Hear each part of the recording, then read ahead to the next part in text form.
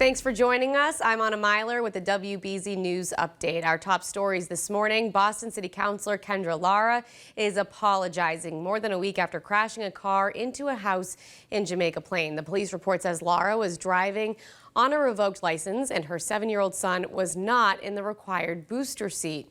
The District 6 councilor is vowing to regain the public's trust. She says, in part, as an elected official, I've worked hard to center the dignity and humanity of my constituents.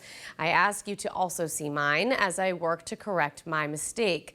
She is expected to appear in court to face charges related to that crash. 50 beaches in Massachusetts are being monitored for dangerously high levels of human waste. Revere and Constitution Beach are both on that list. Experts say the recent rainfall has been washing bacteria into the water that could make people very sick. We have the full list of 50 affected beaches on WBZ.com.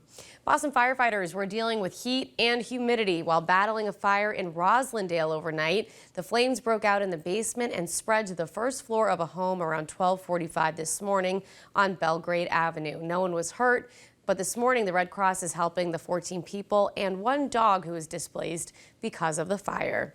Now let's get a check of the forecast with meteorologist Zack Green. And Zack, we do have some rain on the way. Yeah, expecting those showers later today. So most of the daytime hours just going to be locked into the clouds, and the temperatures are going to fall subject to that. Without a lot of blue sky, we're right back down to the mid and upper 70s. Humidity is still sky high and always seem to facilitate at least some chance of sparking off sporadic conditions. So about 5, 6, 7 p.m., we have a chance of pulling in some of those isolated cases. For interior spots, if you're looking for a beach day, it still isn't all that bad. It's just obviously not the brightest or warmest one ahead of us.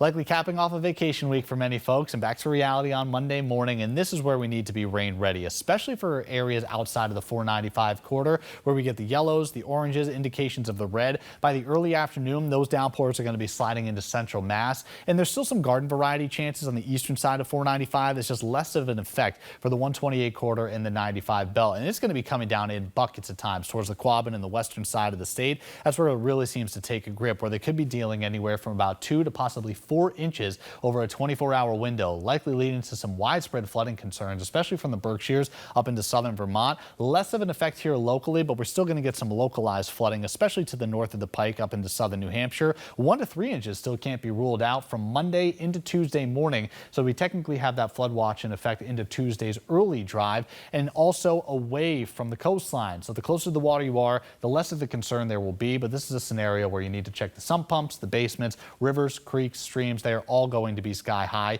So unfortunately, anything that's additional is just going to lead to more flooding potential. If this is going to be your vacation week, things are shaping up on more of a summertime trend for Wednesday and Thursday. On at that point, we're into the 90s.